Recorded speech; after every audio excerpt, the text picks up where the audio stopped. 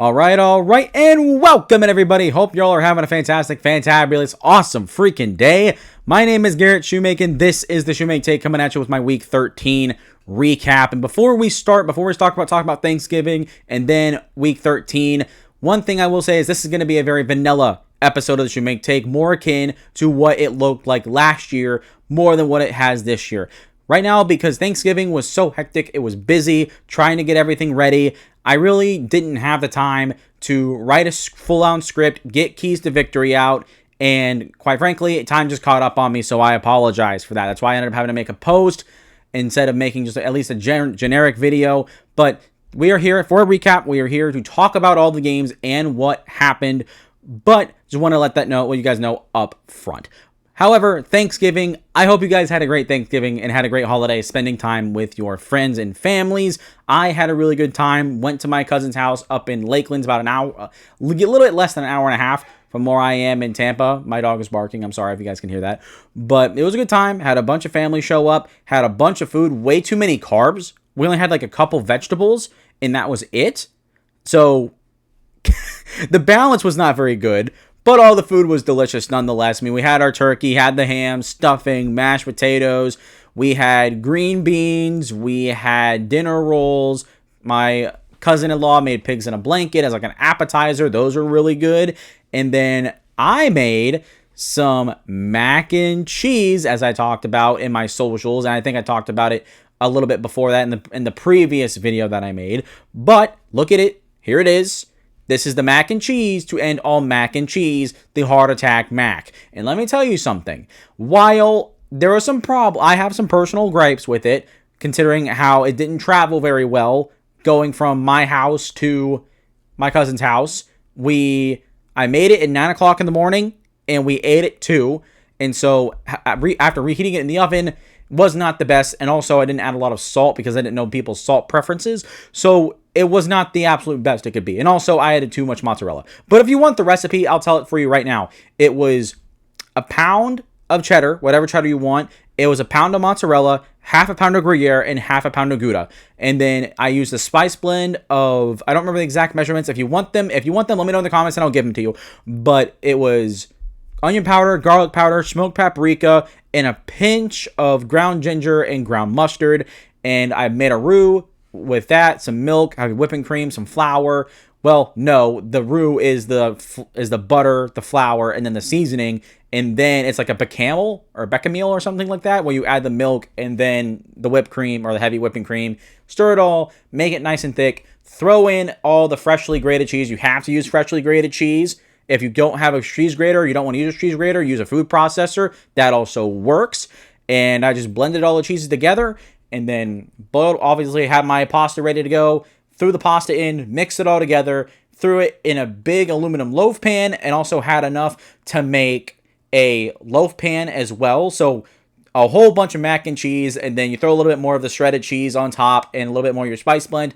Pop that bad boy in the oven, throw on the broiler, and bam, let that cheese on the top get nice, brown, crispy with some gooey mac and cheese in the middle. And let me tell you something. When it first came out and when it was first made, oh my God, I mean, it was so good. It was absolutely fantastic. I highly recommend you try and make yourself like homemade mac and cheese sometime. It's worth it. It's definitely worth the price. It's worth the greatness of the food. I mean, homemade mac and cheese literally cannot be beaten by any other mac and cheese. No store-bought mac and cheese can rival what I made on Thanksgiving. So now with Thanksgiving out of the way, let's talk about Week 13, because Week 13 was really off for me. A lot of games that were good, I didn't expect to be good, but also picking games was not up to my standards. I don't know why I haven't done it until right now, but I probably should mention like what my record was picking games here along with my along with my weekly previews, or my predictions rather. And so I went 9-7 picking games. So it's still a winning record, right? But that is not up to my standard. 9-7 for me, that's a doozy. Compared to what I've been doing all throughout October and November for the most part, shoot, that's terrible. That's not great. But again, still winning record. It is what it is. Top 5 games though, that's where I'm a little bit more frustrated with, because those were duds. Oh God. Number 5, number 4, number 3 were all awful football games. And This is what I get for getting a little too adventurous and for thinking the Titans would actually win a game for once, you know? I got a little too what's the word? Optimism, like optimized, I guess. Like I had a little bit too much optimism going into this game, and I talked about it in my recap after the Titans lost to the Jaguars. I film reaction videos every Sunday, so if you want to go, I'm gonna throw a card up here so you guys can go check that out. However, I said I was getting high off the fumes of garbage, where we're rolling around in the filth, and once something begins to stink a little bit less than absolute reek, maybe you cling on to that a little too hard, and that's what a lot of us Titans fans did. But other than that, I mean, I got to find a balance between, picking the games that are definitely going to be good, that are going to be close, that are going to be the best, right? But also trying to find a couple games where it's like, maybe this one flies under the radar and ends up being better than people expect, and, taking a gamble, if you will. And when they hit, they hit. And when they don't hit like this, no. And quite frankly, I took way too many risks with this top 5 games for it to be potentially a boom or a bust, and it busted out. But you know what? We're going to figure it out. It's going to get better every week as I continue trying to learn and figure it out. But now let's talk about the games. Let's talk about what happened. Since we don't have any highlights or any keys to victory, we will still start with the top 5 games, but it's going to be a little bit more like we're talking about the whole slate of games like we do after the top 5 games. So I'm going to throw the graphic up right now. There's going to be no music or anything. I want you guys just to be able to hear me clearly right now. And these are all of the predictions. Top 5 are in there as well. So you can see what I got right, what I got wrong. You see a whole bunch of red on the screen. It's not great. Not great at all. But let's go down the list. Starting with number 5, where the Jaguars beat the Titans 25-3. And I thought that this would be a close game because, hey, Titans and Jaguars, their rivalry usually is pretty close. More than people really know about in the NFL, at least in the casual NFL space. And I thought, hey, with the Titans playing better football over the past couple of weeks, maybe they got a shot to pull off an upset here.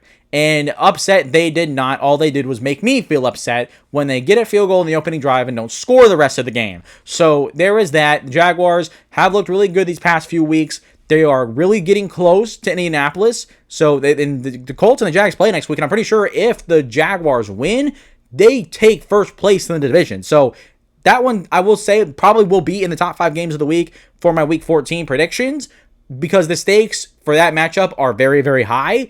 And while the Jaguars are slowly starting to really catch some heat, the Colts are falling almost ice cold at this point right now. And so there is that. Jaguars whooped the Titans 25-3. It was not what I expected to be. Absolute bummer. Number 4, Patriots beat the Giants 33-15. I thought that it was be an upset watch and be better because Jameis Winston was playing, and then I realized afterward, after I put the post out, that Jackson Dart's playing. Oh well, that's all she wrote.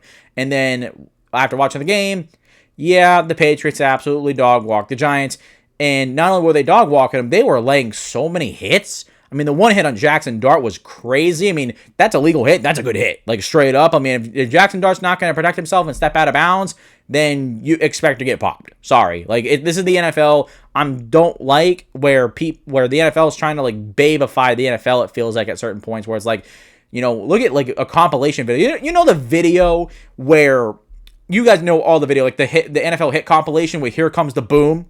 That video, that iconic football video.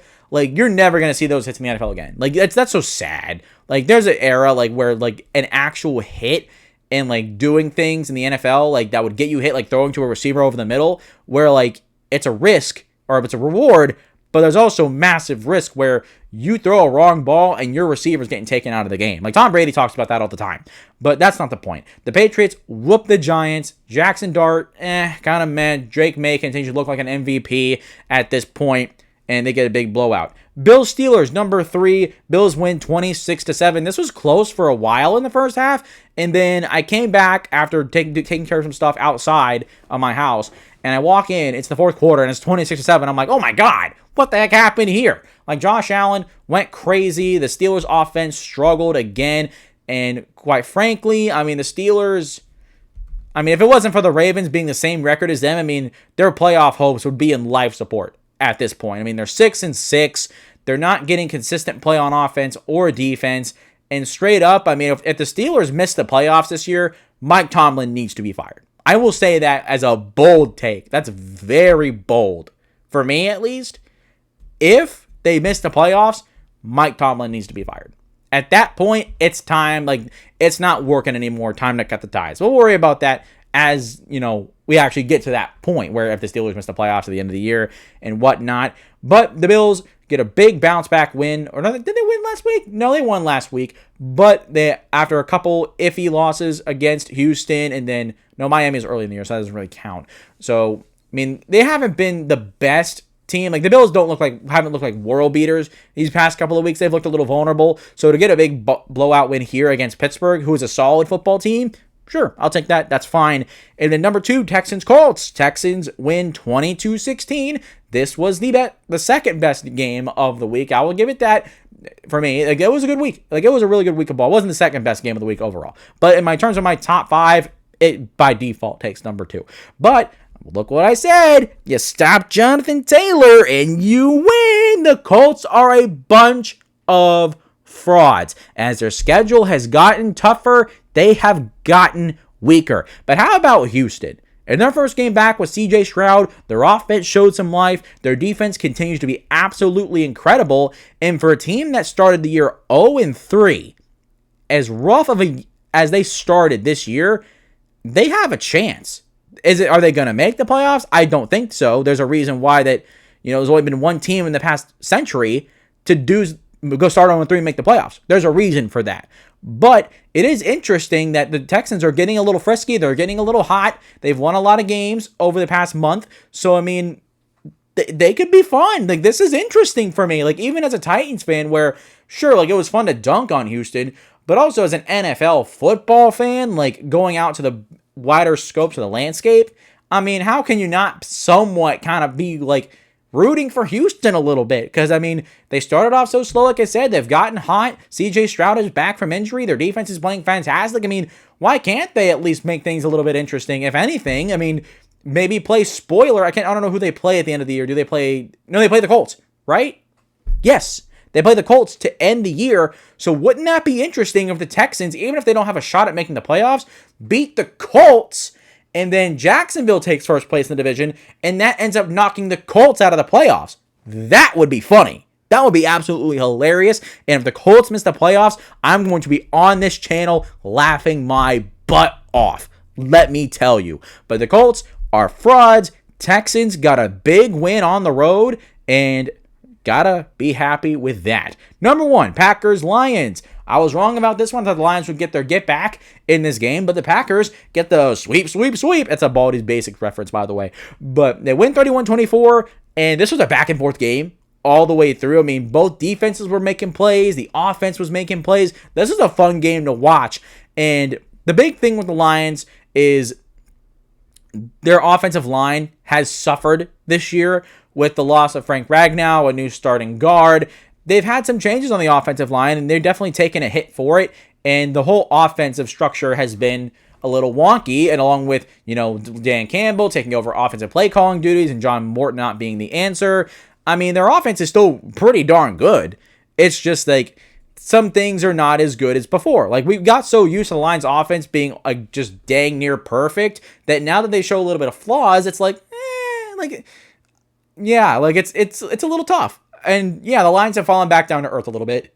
But, I mean, this is nothing the Lions can't overcome. Like, I think the Lions, with a better offensive coordinator, and they get a couple pieces, rebuild the offensive line a little bit, I think they can go back to being a really good offense. I mean, it's kind of hard to complain about the Lions offense when, the Titans are all-time bad.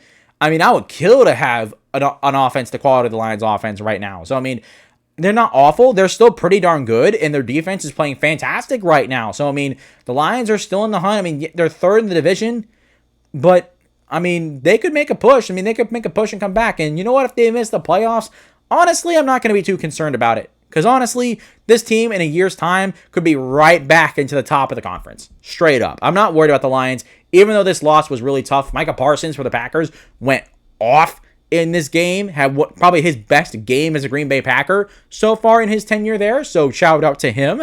And then Jordan Love played really good, played really efficient football, so you gotta like to see that. And the Packers, They got a big game against the Bears next week where Chicago, who we're going to talk about here in a second, this might be the number one game going into next week because this rivalry now is absolutely going to be at its peak. So with that being said, let's go into the Week 13 slate and let's talk about Bears-Eagles. I hate myself. I picked the Bears to win initially, and then right before I made my post picking on my predictions on my channel, I picked Eagles. I was like, you know what? Yeah, I think the Eagles might find a way to win this game. I have a little bit more faith in that the more I think about it. And then here comes Chicago. Here comes Chicago. And because the Panthers beat the Rams, they are now the number one seed in the NFC. What? The Bears, number one? Wow. This is we are living in a society. We're living in a real time where the Bears went 5-12 and they are number one seed in the NFC. They are literally the New England Patriots. They are literally the New England Patriots. These two teams are almost exactly the same from where they were last year to the turnaround that they've made. They are almost in the exact same boat. So for Chicago, this is a team that is getting hot. I am really, really happy to see Caleb Williams doing well and to see Ben Johnson turn this team around. This team always had a good roster. It had potential, but they needed the right coach to draw it out. And they got the coach to draw out all that talent. And you're seeing the fruits of that pay off in such a big way. And for Philly at this point right now, they might miss the playoffs. They might lose the division to the Dallas Cowboys, who we'll talk about here in just a moment after this game. Because all of a sudden, these two teams are a lot closer together than they were a month ago. And let me tell you, if Philly misses the playoffs, oh boy, we're going to have an interesting conversation and something crazy might happen. I would go as far as saying something crazy will happen. Whether it's someone notable getting fired or getting traded. If Philly misses the playoffs after starting, 8-2? Something bad's going to, or maybe not bad, but something crazy is going to go down in Philly.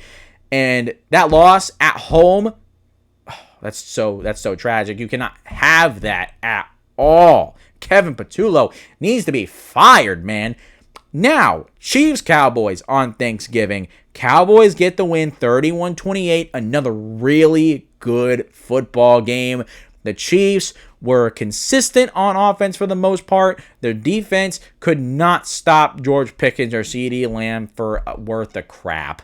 They really could not. And the trio with Lamb, Pickens, and Dak Prescott are really starting to take over for this football team. That's what they're hanging their hat on. They're winning football games. They're getting hot. What is it? They won 4 out of their last 5 or 3 out of their last 4 or 4 straight or 5 straight. They've won a lot of games recently.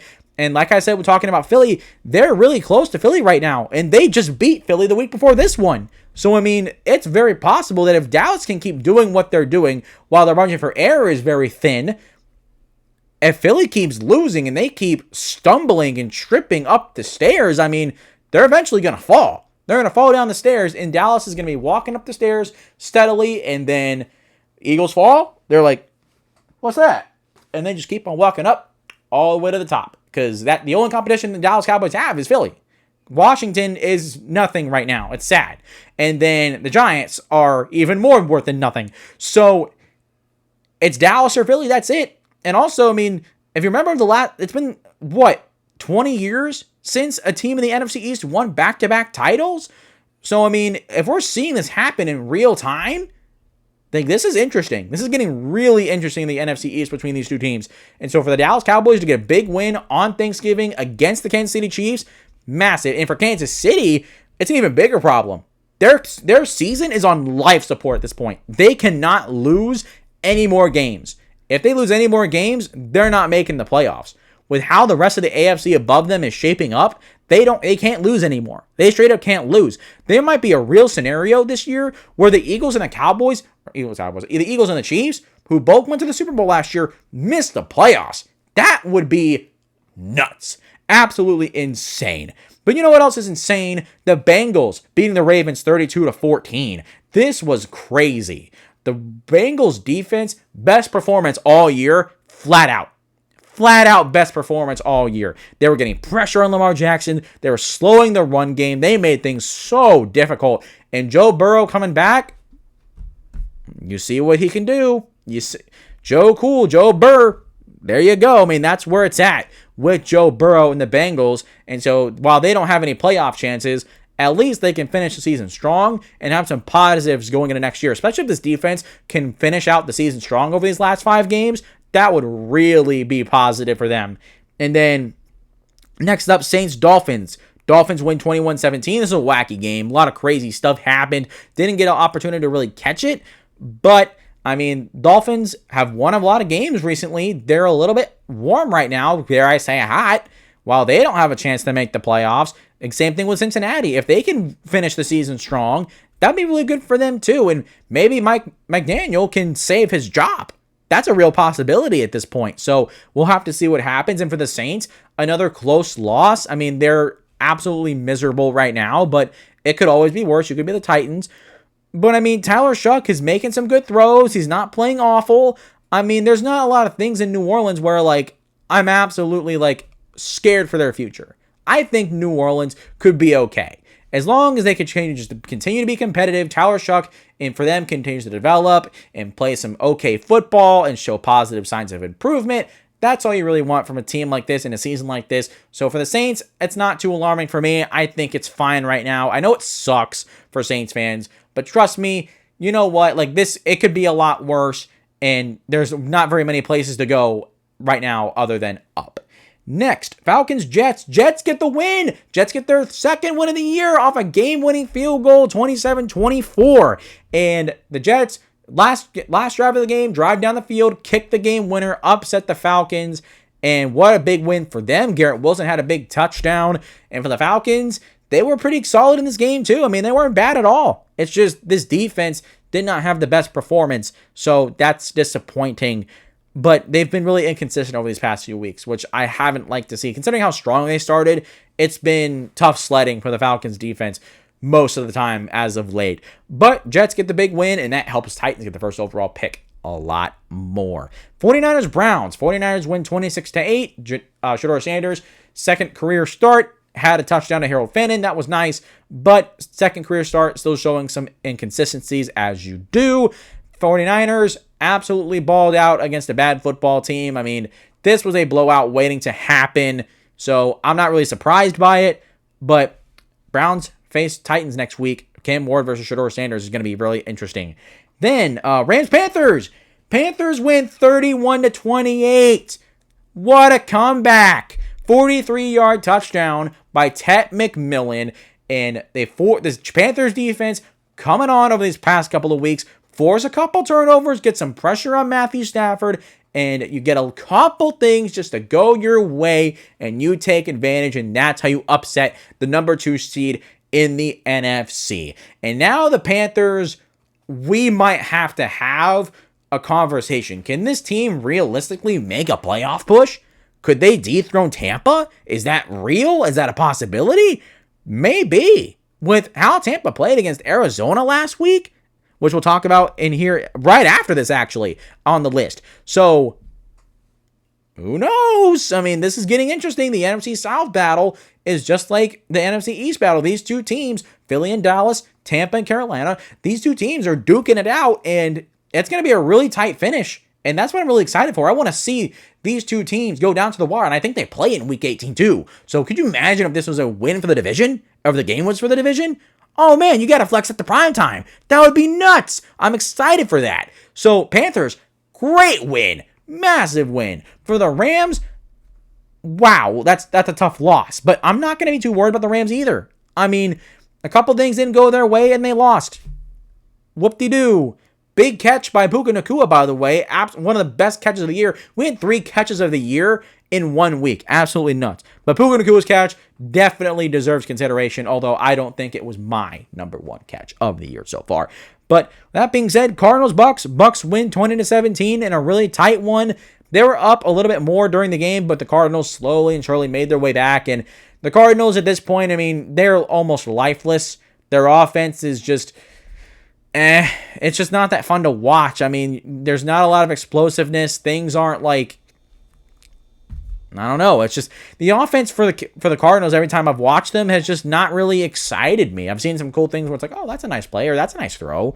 But like they need to first off get James Conner back. I don't think he's coming back this year, but they need a better run game. That's definitely something that's plagued this offense so much, is without having James Conner and without Kyler Murray's potential explosiveness, that causes the offense to be very rigid and play very much in structure, very schemey, like, or maybe not very schemey, but very in structure, like with the veteran quarterback, like Jacoby Brissett. And for Tampa, Baker didn't have his best game, but coming back from injury, I'm surprised he played. I thought they'd arrest him here, but they did not, and he was all right. Bucky Irving and Chris Godwin got a lot more touches in this game, so to see them do some things is nice. That's encouraging, so I'm not going to worry too much about that. And then next one on the list, Vikings Seahawks. Seahawks win 26-0, forced 4 picks against the rookie backup quarterback that the Vikings had. And no, at this point, at first, a few weeks ago, I was like, oh yeah, like I'm not worried about the Vikings too much. Like even they're still competitive, they're not completely unraveled. They've completely unraveled at this point. JJ McCarthy is not playing good football. I'm not going to sit here and say he's a bust because, I mean, come on. He's in, what, 8 or 9 games into his NFL career? Come on, guys. Like, let's have a little bit of patience, okay? But at the same time, he's not playing good football, and the Vikings have completely, like, fallen off a cliff these past few weeks. It's been bad. It's not been very good, and considering that the Bears have completely taken the NFL by storm, the Lions are not as good, but still solid. The Packers are a good football team. I mean, sometimes it's just there's no room. There's only enough room, enough wins to go around in the NFL, and sometimes a team just unfortunately gets the short end of the stick. And this time, it's the Minnesota Vikings. That sucks. Seahawks, big win for you guys. Continue to roll, continue to be good. This team is in real contention for the number 1 seed in the NFC, and if they can keep on winning football games, they just might get there. And this defense playing great, offense playing great. Nothing but absolute love and admiration for Seattle right now. And then Raiders, Chargers. Chargers win 35-14. The only good thing for the Raiders was the Brock Bowers catch, falling over, scooping it on one hand as it's about to touch the ground. Insane touchdown. And that's about all she wrote for the Raiders. That's literally it of note for them. They've been so miserable. They've been so bad. And so that sucks for me because I thought they'd be better this year. Should have gone for the rebuild. That should have been the move. Sorry. Absolute miss on trying to stay competitive. But for the Chargers, been a little iffy these past couple of weeks. A loss to Jacksonville sucked, but get a couple wins, bounce back a little bit, get a little frisky, and see if we can make a late playoff push. I think they're like the 6th or 7th seed in the playoffs at the moment. If not, they're at the they're the 6th or 7th seed. They're in the playoffs right now if the season were to end today. But you want to see them get a little bit friskier, get a little bit better, and finish the season stronger, so that way maybe they have a more favorable matchup where, yeah, they're not going to get a home playoff game at all because with where Denver's at right now, who we'll talk about in a moment, it's kind of where it is. You got to play some better ball. If you can overtake Kansas City in the division, and like maybe not overtake because they already have, but if you can get a firm stakehold on that, absolutely massive for the Chargers. I mean, their margin for error isn't very big, just like the Kansas City Chiefs. I mean, if the Chiefs get hot and the Chargers lose a game or two, it's going to be Chiefs are in and Chargers are out. So they got to lock it in, finish strong these last 5 games, and make sure Kansas City, even if they get hot, the Chargers have to stay hotter. And then Broncos Commanders. Broncos win in overtime, 27-26. This was a great football game, really close. And for most Titans fans, you guys are sad because Traylon Burks made one of the best catches, probably the best catch since Odell Beckham. Did you see that? Falling backwards, one-handed. It didn't have the lean. Didn't have like the big lean that Odell had. But, I mean, he jumped up, caught that ball, and brought it in like it was nothing. Of course he does that when he leaves Tennessee. I expect nothing less. Everything we touch turns to dust, and when it leaves, it goes right back to being ding, ding, ding, cha-ching. Like, it goes right back to being good. I mean, that's what I expect out of Tennessee. God, I am so freaking hopeless sometimes. Like, when is it going to be our turn? When is it going to be our opportunity to shine?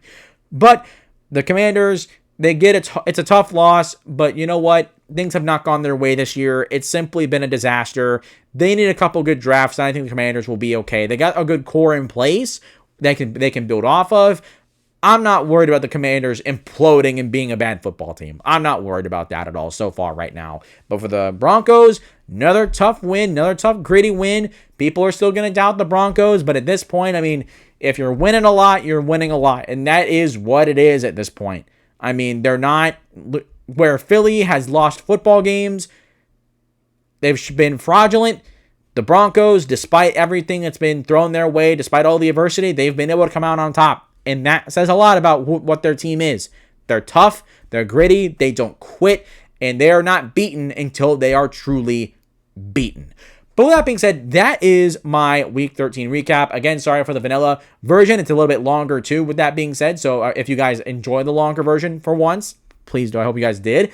But with that being said, if you all made it this far, please consider hitting the like button and the subscribe button. It helps the channel out tremendously. We want to try and hit 500 subscribers before the end of the 2025 season, so we can get a late season surge going, get the word out. Please do. I'd really appreciate it. Also, leave your thoughts in the comments down below. Are you happy with your team this week? Are you not happy with your team? How are you feeling? Let me know your thoughts. And then lastly, follow me on social media, whether it's Facebook, Twitter, Instagram, TikTok, all that good stuff. That is going to do it for me today, guys. Love you guys. Appreciate y'all. And as always, I will see you all next time.